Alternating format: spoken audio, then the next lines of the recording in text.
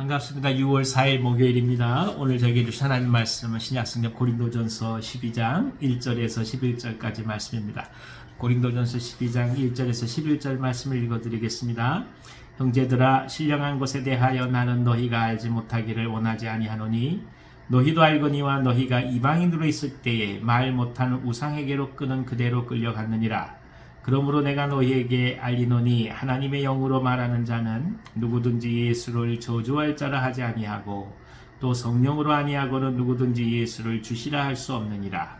은사는 여러 가지나 성령은 같고 직분은 여러 가지나 주는 같으며 또 사역은 여러 가지나 모든 것을 모든 사람 가운데서 이루시는 하나님은 같으니 각 사람에게 성령을 나타내심은 유익하게 하려 하심이라. 어떤 사람에게는 성령으로 말미암아 지혜의 말씀을, 어떤 사람에게는 같은 성령을 따라 지식의 말씀을, 다른 사람에게는 같은 성령으로 믿음을, 어떤 사람에게는 한 성령으로 병 고치는 은사를, 어떤 사람에게는 능력 행함을, 어떤 사람에게는 예언함을, 어떤 사람에게는 영들 분별함을, 다른 사람에게는 각종 방언 말함을, 어떤 사람에게는 방언들 통역함을 주시나니 이 모든 일은 같은 한 성령이 행하사 그의 뜻대로 각 사람에게 나누어 주시는 것이니라. 아멘. 아멘.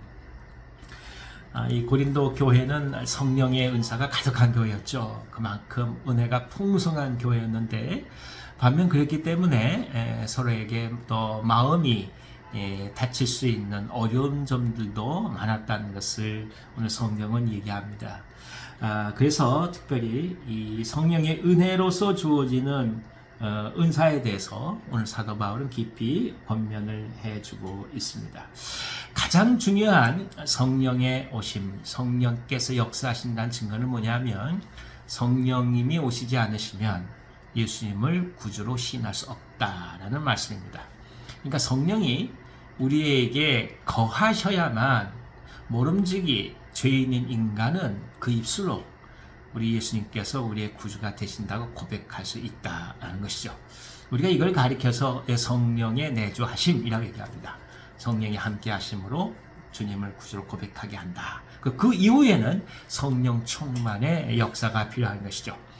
성령 충만의 역사 속에서 교단별로 바라보는 관점의 차이가 있습니다만은 결국 하나님께서 함께 해주셔서 우리가 하나님의 사람으로 이 땅을 살아가도록 빚어가시고 만들어가시는 그 은혜로 우리가 이 성령을 바라보게 됩니다.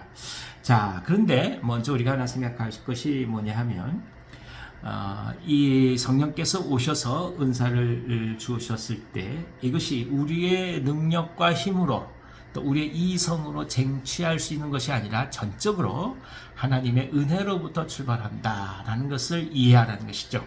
그러니까 은사라는 말은 원래 선물이란 뜻 아니겠습니까? 그러니까 선물은 주는 사람 마음입니다. 받는 사람이 이것저것 원한다 해도 주는 사람이 원하는 대로 주는 거예요. 만약 선물을 주는 사람이 안 줬다고 해서 받는 사람이 왜 안 주냐 얘기할 수도 없는 것이죠. 결국 하나님의 은혜로 우리에게 주어진 것이 은사요, 또 성령의 또 충만하심이라는 것을 우리가 또 한번 깨닫게 됩니다. 결국 한 성령 안에서 많은 다양한 또 직분들 그리고 다양한 은사가 주어졌다라는 것을 우리가 깊이 기억해야 된다는 뜻이기도 하죠.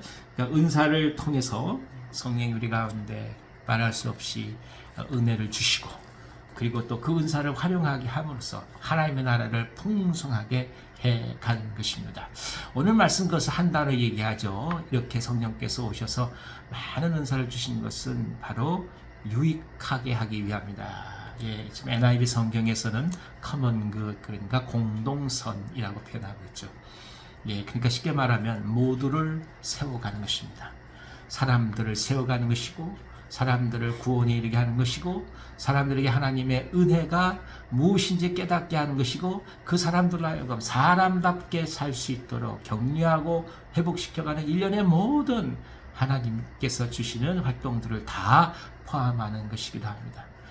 그렇기 때문에 성령께서 하신 일에 대하여 행여나 우리가 원하는 것들을 얻기 위해서 성령을 모시고자 한다든지 초대한다고 하는 것은 본래의 의미하고는 완전히 벗어난 얘기죠.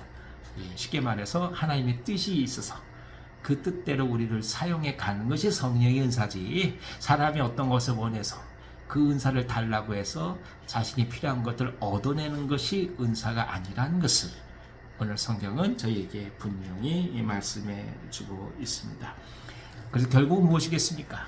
어떤 은사를 받든 그 은사 속에서 내가 오늘 과연 이 은사로 어떤 유익을 구해 가고 있는가, 그리고 어떻게 공동체에 덕이 되고 그리고 유익이 되게 하고 있는가, 이것을 먼저 생각해야 된다는 뜻입니다. 오늘 성경은 이것에 대해서 많은 여러 가지 은사를 말씀해 주고 있죠. 지혜, 지식, 믿음, 또 병 고치는 은사, 능력 행함, 예언함, 영들 분별함, 방언 말함, 방언 통역 등 참 많은 은사들을 설명해 주고 있습니다. 이거 외에도 또 많이 있죠. 결국 은사는 내 것이 아니라는 것을 또 한번 깨닫게 합니다. 문자 그대로 하나님께서 주신 것입니다. 또 하나는 이 은사는 절대로 우리가 과시를 하거나 또 자기 자신을 드러내기 위하여 사용해서는 안 된다는 것입니다. 그건 공동체의 유익을 위해서 주어진 것이기 때문에 오직 모두를 생각해서 모두를 살리기 위하여 사용되도록 최선을 다하라는 뜻이죠. 따라서 어떤 은사가 우리에게 주어졌는지 그 은사를 가지고 비교하는 것조차도 사실 온전한 것은 아니다라는 것을 깨닫습니다.